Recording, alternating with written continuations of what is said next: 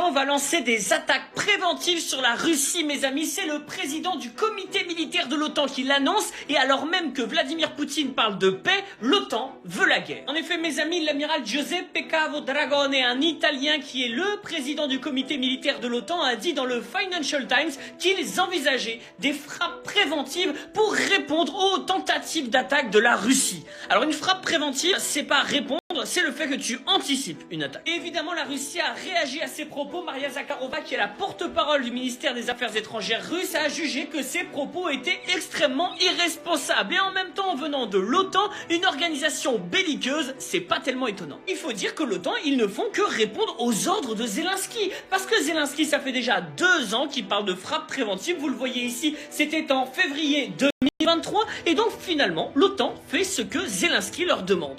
On a l'impression quand même qu'on est les chiens de l'Ukraine. Et pourtant, dans le même temps, Vladimir Poutine ne cesse de dire qu'il veut la paix avec l'Europe. Il l'a dit il y a quelques jours au Kyrgyzstan, et il l'avait déjà dit au mois de janvier 2025, comme quoi, après l'attaque de l'Ukraine, il n'y aurait jamais d'attaque de l'Europe. Aujourd'hui, l'Europe veut la guerre, l'OTAN veut la guerre, et Vladimir Poutine, en vérité, il veut la paix.